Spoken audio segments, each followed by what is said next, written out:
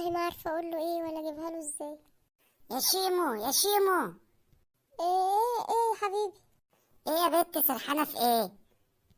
هقول لك اصل. هو ايه اللي إيه ما تنطقي في ايه؟ انا حاسس من ساعه ما دخلت عليك ان في مصيبه، استر يا رب. ولا مصيبه ولا حاجه، دي حاجه بسيطه. انطقي يا بومه، في ايه؟ شكلك مش مريحني. لا والله دي حاجه عاديه خالص. لما هي حاجه عاديه خالص عامله حوار ليه؟ انا مش مطمن لك يا بنت انت. اصل انا كنت قاعده مع نفسي كده بفكر في غدا بكره. طب كويس، وده محتاج منك كل التفكير ده؟ مش عارفه اجيبها لك ازاي والله. اتكلمي على طول يا شيمو، والله حاسس ان وراكي مصيبه. بص انا هقول لك وخلاص. اصل احنا كنا عايزين نجيب فرخه بكره على الغدا.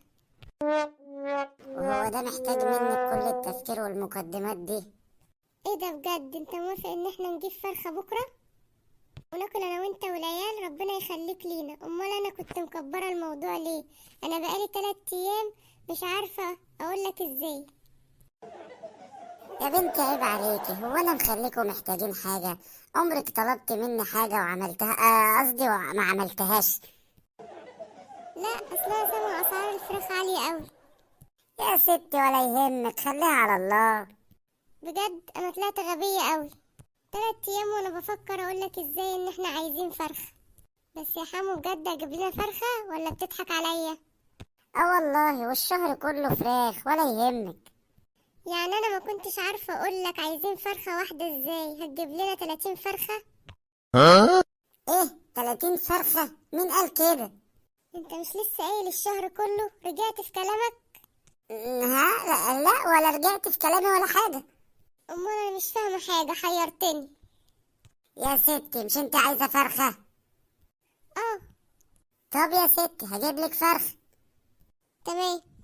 بص يا ستي، اولا هناخد الصدر نعمله بانيه، وتعملي لنا الجناحين تشيكن وينجز، تشيكن وينجز؟ الله يرحم. والدبابيس كنتاكي. ويا سلام على الفخدتين كده، على صينية بطاطس وشوية رز بالشعرية، يبقى ايه؟ فاضل ايه تاني بقى؟ هي فيها تاني؟ انت خليت فيها تاني؟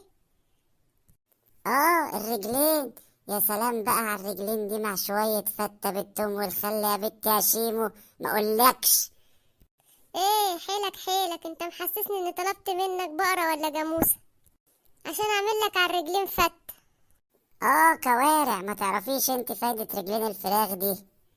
مش عايزه اعرف، مش عايزين ناكل فراخ خالص. استني بس. ايه تاني؟ لسه الجلد بقى. ماله راخر؟